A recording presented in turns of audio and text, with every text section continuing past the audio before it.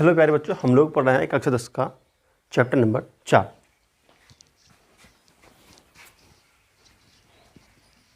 Hello प्यारे बच्चों, हम लोग पढ़ रहे हैं कक्षा 10 की विज्ञान चैप्टर नंबर 4 कार्बन एवं उसके यौगिक। ठीक है, उसकी एक्सरसाइज सॉल्व कर रहे हैं हम लोग, अभ्यास हल कर रहे हैं। 5 क्वेश्चन पिछले लेक्चर में कर चुके हैं। आज देखते हैं 6वां क्वेश्चन। तो पहला क्वेश्चन 6वां क्वेश्चन है बेटा, समजातीय श्रेणी क्या है, उदाहरण के साथ समझाइए।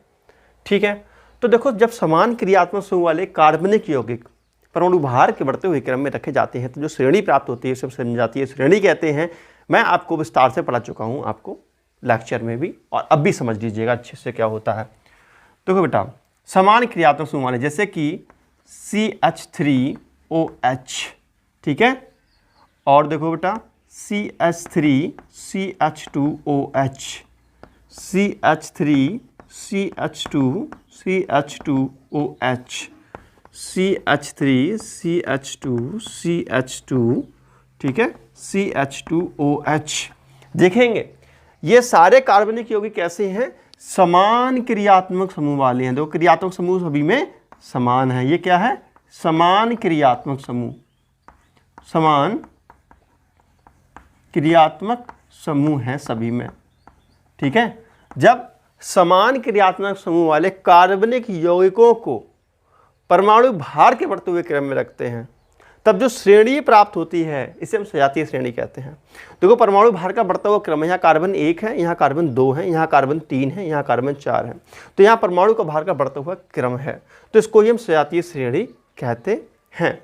ठीक है, या आप इसको अथवा करके ऐसे लिख सकते हो जैसे बुक्स में लिखी हुई होती है। देखो, बुक्स में इसी चीज़ को कैसे लिखा हुआ होता है, तो बेटा C1H3OH, C1H3OH या CH3OH, फिर क्या हो जाएगा C2 हो गए, H5 हो जाएगा OH, C2H5OH।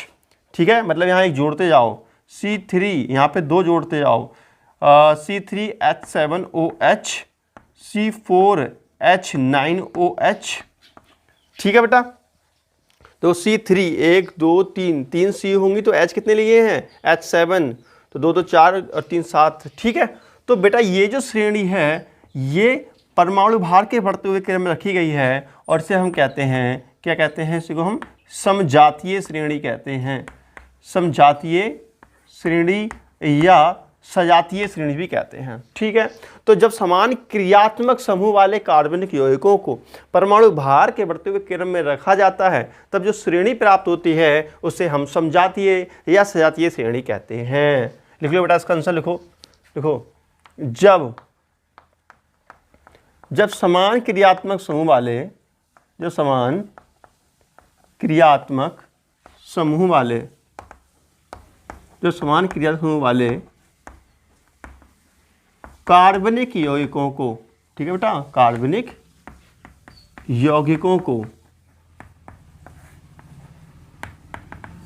परमाणु भार के परमाणु भार के बढ़ते हुए क्रम में रखते हैं, परमाणु भार के बढ़ते हुए क्रम में रखते हैं, क्रम में रखते हैं, तब हमें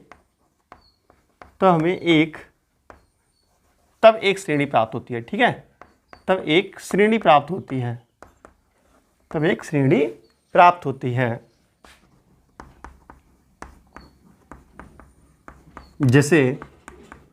जिसे क्या कहते हैं बेटा, जिसे समजातीय श्रेणी, जिसे समजातीय या सजातीय श्रेणी कहते हैं। ठीक है, हाथ तक लिख सकते हैं यार, श्रेणी कहते हैं। ठीक है, अब एग्जाम्पल की बात करें, भैया इस चीज़ का एग्जाम्पल बता दो, तो ये रहा एग्जाम्पल, ये सजातीय श्रेणी का एग्जाम्पल रहा। ठीक है, और इसके बारे में आपके लिए लेक्चर में भी और डिटेल से पढ़ा चुका हूँ, सजातीय श्रेणी विशेषता वगैरह सब कुछ बता चुका हूँ, लेकिन यहाँ पे उतना बताया जाएगा जितना क्वेश्चन में पूछा गया है। नेक्स्ट क्वेश्चन है 7वां, भौतिक एवं रासायनिक गुणधर्मों के आधार पर एथेनॉल एवं एथेनोइक एसिड में आप अंतर कैसे करोगे। ठीक है, तो क्वेश्चन है भौतिक एवं रासायनिक गुणधर्मों के आधार पर, लिखो बेटा क्वेश्चन आप लोग नोट करो, भौतिक एवं रासायनिक गुणधर्मों के आधार पर भौतिक एवं रासायनिक गुणधर्मों के आधार पर भौतिक एवं रासायनिक गुणधर्मों के आधार पर एथेनॉल एवं एथेनोइक एसिड में आप अंतर कैसे करोगे? एथेनॉल एवं एथेनोइक एसिड में अंतर आप कैसे करोगे? ठीक है, तो देखते हैं कैसे अंतर हम कर सकते हैं। तो बेटा इसका आंसर देखते हैं। ठीक है, तो हेडिंग डालेंगे भौतिक एवं रासायनिक गुणधर्मों के आधार पर, लिख लेंगे एक लाइन नीले पेन से लिख लो बेटा, भौतिक एवं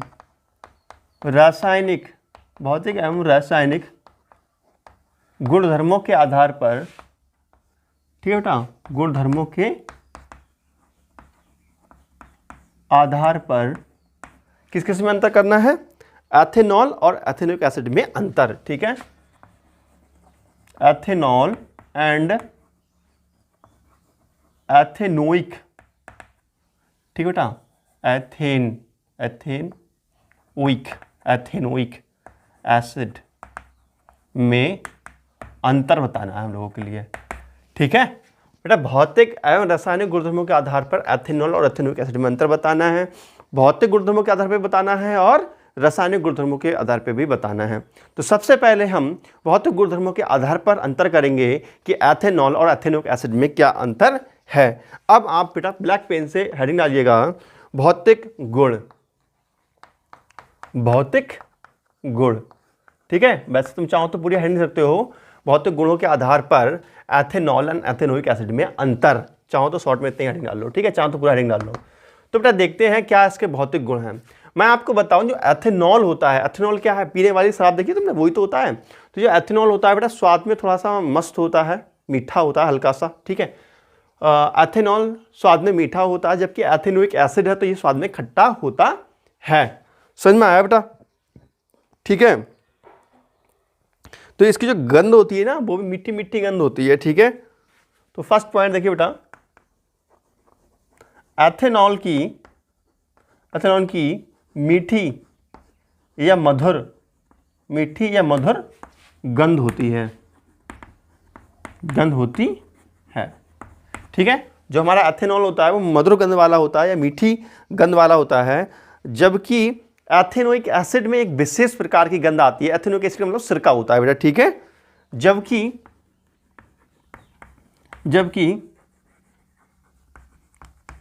एथेनोइक एसिड में एक विशेष प्रकार की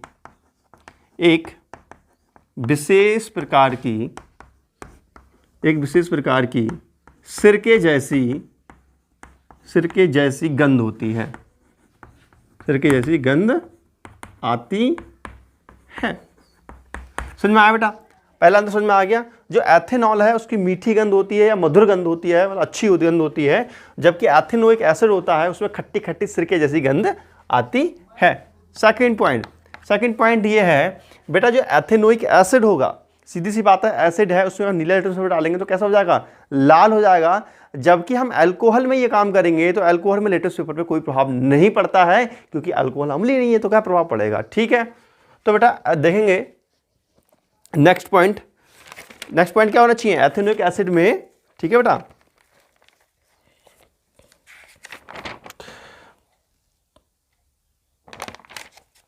अच्छा वो बेटा ना लिटमस पेपर वाला जो गुण है वो रासायनिक में आ जाएगा, क्योंकि केमिकल रिएक्शंस वगैरह होती हैं वो भौतिक गुण नहीं होगा, वो काम आ जाएगा रासायनिक गुण में आ जाएगा, तो वो यहाँ हम नोट नहीं करेंगे। ठीक है, हम नेक्स्ट और सा गुण देखते हैं भौतिक वाला। एथेनॉल के स्वाद कैसा होता है? एथेनॉल का स्वाद जो होता है हल्का सा तीखा होता है, तेज होता है नहीं होता है, जबकि जो हमारा एथेनोइक एसिड होता है इसका स्वाद खट्टा होता है। ठीक है, सेकंड पॉइंट लिखेंगे बेटा,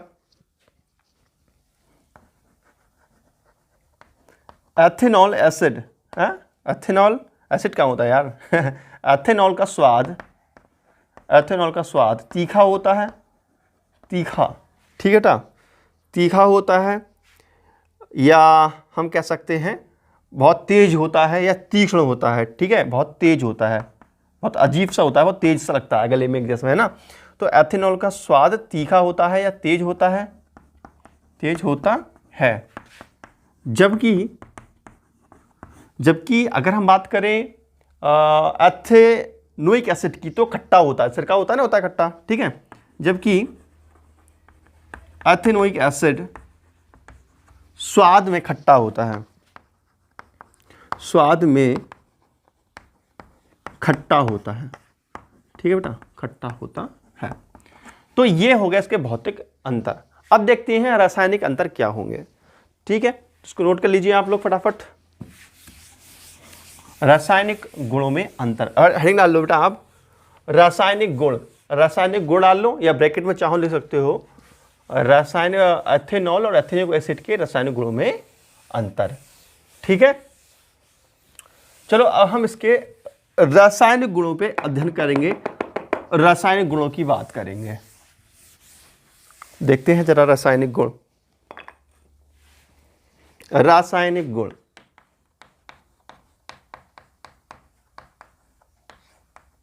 किसके किस गुणों में अंतर देख रहे हैं रासायनिक गुणों में बेटा? एथेनॉल और एथेनोइक एसिड, ठीक है। अब हम देखते हैं सबसे पहले लिटमस पेपर पर प्रभाव क्या पड़ता है। फर्स्ट पॉइंट हेडिंग डालेंगे बेटा, लिटमस पेपर पर प्रभाव, ये हेडिंग डालो ब्लैक पेन से।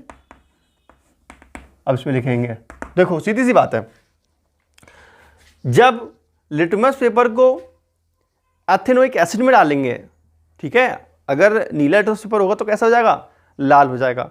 जबकि अल्कोहल में ये प्रभाव देखने को नहीं मिलेगा, ठीक है। लिखेंगे इसे बेटा,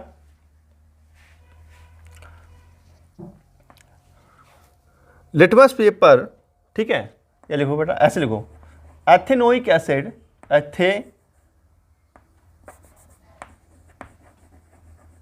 एथेनोइक एसिड नीले लिटमस पेपर को, नीले लिटमस पेपर को लाल कर देता है। एथेनोइक एसिड नीले लिटमस पेपर को, नीले लिटमस पेपर को लाल कर देता है।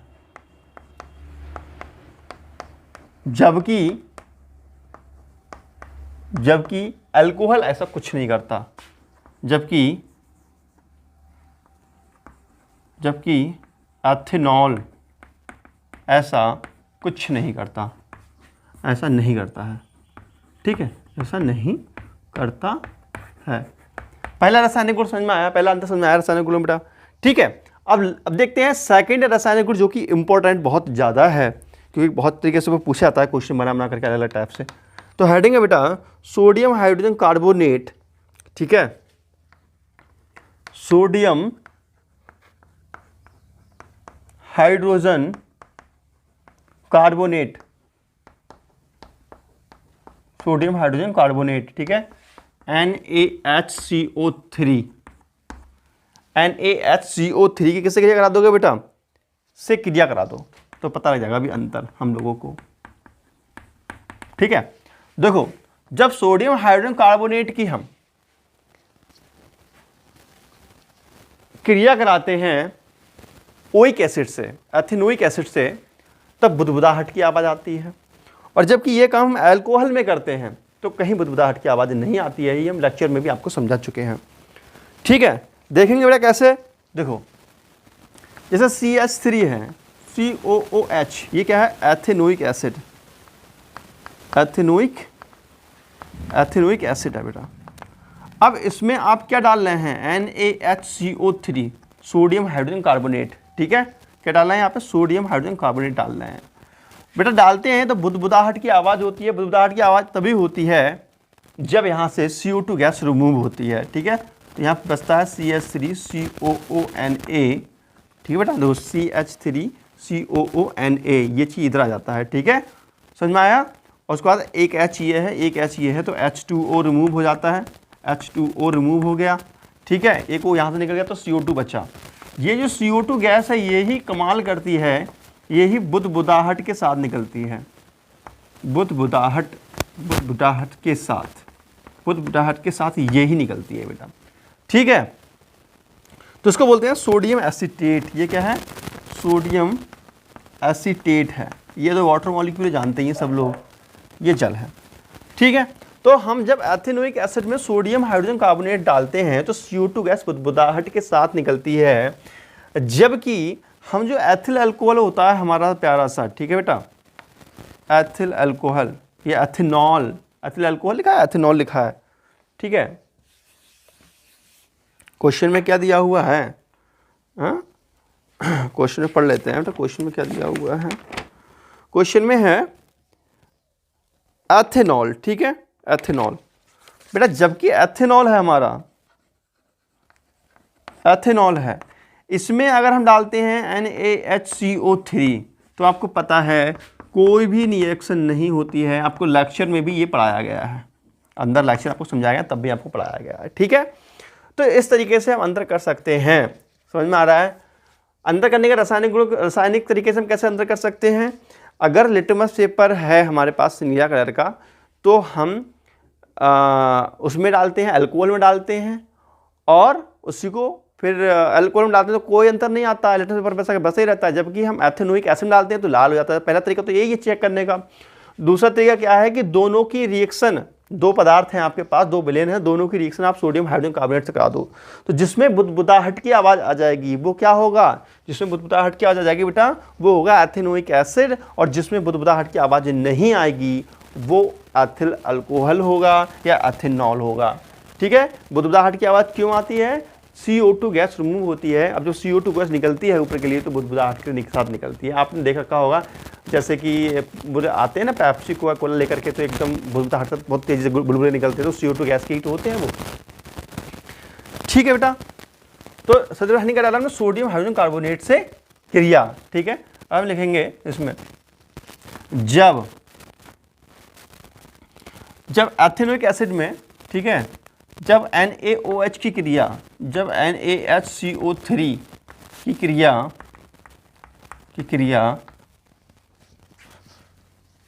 एथेनोइक एसिड से कराते हैं, ठीक है, CH3COOH से कराते हैं, तब CO2 गैस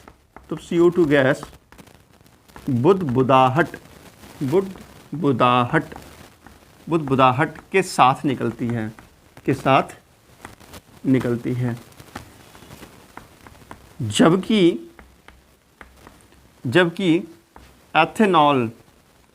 जबकि एथेनॉल में ऐसा कुछ नहीं होता है, ऐसा नहीं होता है, ठीक है। इतना लिखने के बाद आप दोनों रिएक्शन को नोट कर लेंगे, तो इस तरीके से आप अंतर कर सकते हैं, ठीक है। अगला क्वेश्चन जो है वो बहुत ज़्यादा इम्पोर्टेंट है। साबुन को जल में डाला जाता है तो मिसाइल का निर्माण होता है, क्यों होता है? क्या एथेनॉल जैसे दूसरे विलायकों में भी मिसाइल का निर्माण हो सकता है? तो बेटा यहाँ पे आपको ये समझाया जाएगा कि जो साबुन होता है वो जल में जा करके मिसाइल की संरचना कैसे बनाता है, ठीक है। आपने तो लेक्चर में पढ़ा है, लेकिन अब हम आपको बताएंगे कि आप वहाँ सीखे हैं बनता है, यहाँ आप सीखेंगे क्यों बनता है, कैसे बनता है, और अल्कोहल में क्यों नहीं बनता है, सारी चीज़ें आपको बताएंगे। लेकिन नेक्स्ट लेक्चर में, क्योंकि ये लेक्चर हो जाएगा बड़ा, फिर आप सो जाओगे, घुर्राटे मारोगे, कहोगे सर जी बहुत लंबा पढ़ाते हैं। तो बेटा मिलते हैं कल आपको नेक्स्ट वीडियो में, तब तक नमस्कार, जय हिंद, वंदे मातरम, बाय बाय बेटा।